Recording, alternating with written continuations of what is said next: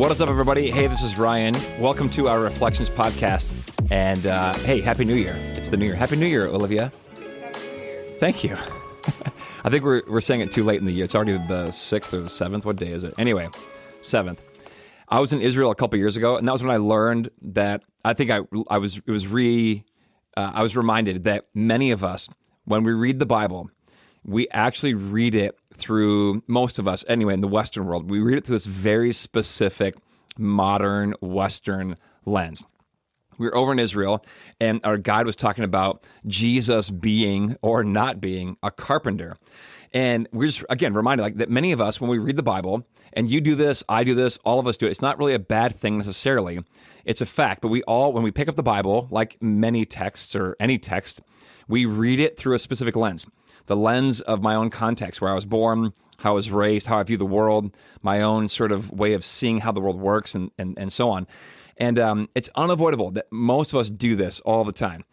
The thing is, whether it's good or bad, it actually can be misleading, and so we would do well to recognize it, because it may or may not be. Usually it's not, because we're in the Western context. It's such a far removed context from the ancient Near East, but our modern Western readings of these texts might be radically different than how the original audience would have heard it, how those original authors would have meant it, and can possibly change the meaning of so many things in the Scripture.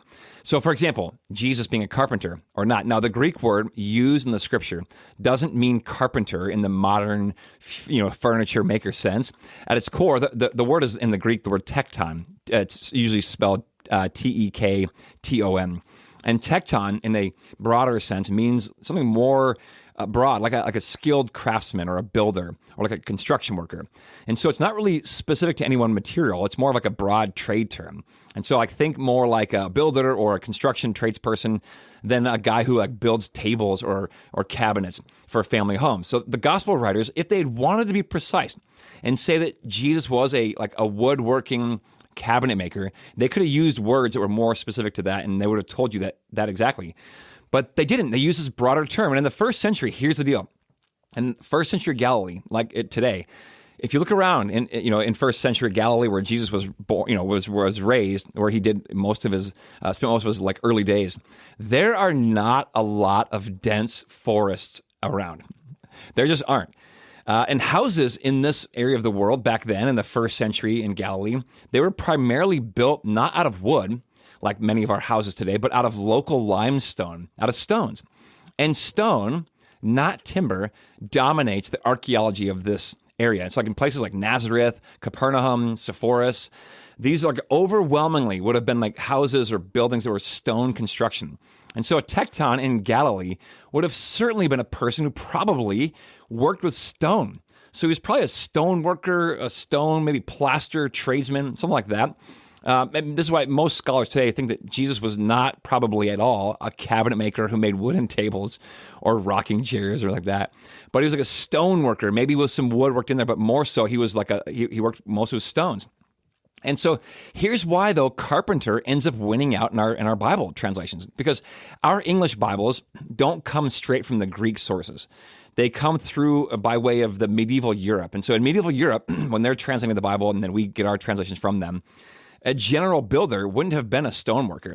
In Europe, in medieval Europe, a stone or a general builder would have been a carpenter, because there are dense forests everywhere in Europe, where the Bible kind of comes out of that medieval area in Europe where our Bibles come from. And there was a massive lumber industry, and so timber frame construction was everywhere. And they assumed, wrongly, but they did, fair enough, they assumed that everybody built the way that they did. They thought everybody, even including first century Palestine, would have built their homes with wood.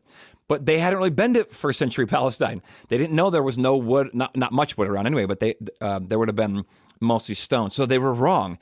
But the word stuck. And so most of our Bibles today read Jesus was a carpenter, not a stoneworker, which changes it, because Jesus probably looked more like this outdoor physical laborer with like stone dust all over his body, calloused hands, like he just came out of the construction site.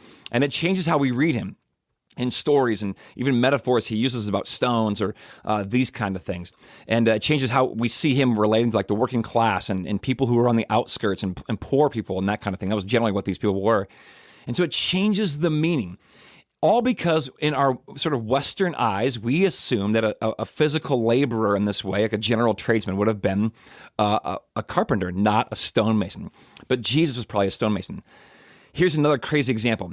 In 1 Timothy, Paul is writing this letter to Timothy, and he's exhorting women to dress modestly. Now, here's the thing. In our modern Western culture, we assume that Paul is exhorting women to dress modestly, meaning like sexually modest, or sexual modesty. Like, so how they dress, is it revealing or not revealing?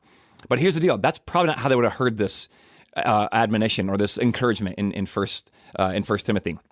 In Timothy's church in Ephesus, some of the women who were Christian women were dressing inappropriately, but not in the context of like sexual modesty, but economic modesty. They were asked, and read the whole verse in 1 Timothy chapter 2.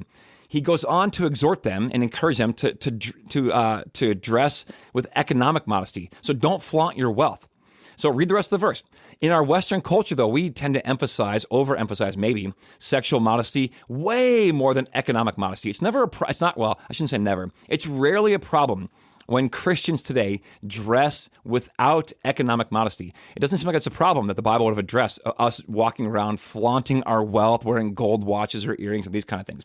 But that's probably what Paul means when he says that, not sexual modesty.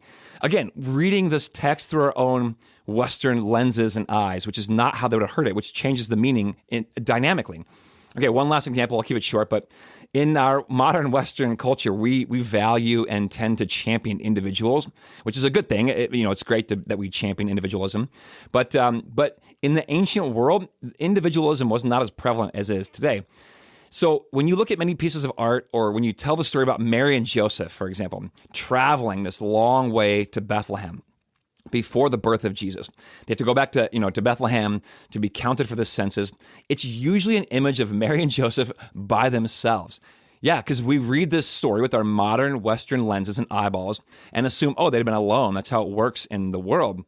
But not then. Back then, the family system would have all gathered together and gone together. So they likely would have traveled in this large entourage of their huge extended family. And it's a wildly different picture. It's more safe. In fact, them traveling alone would have been outrageously dangerous because all the bandits and the dangers that were along the way. And so they would have never made it probably. But they really would have gone with this extended family, and there would have been probably lots of people at the very least. So here's my encouragement. When you read the Bible, acknowledge, hey, what are the ways I'm bringing my own culture and context to bear on this text? And maybe it's unfairly. And then do some digging. You don't have to do a lot of digging. Now with the internet or even, different AI models, you can hey, what are some of the contextual clues in this story that can help me understand it better? There's great authors like N.T. Wright does a phenomenal job in the New Testament.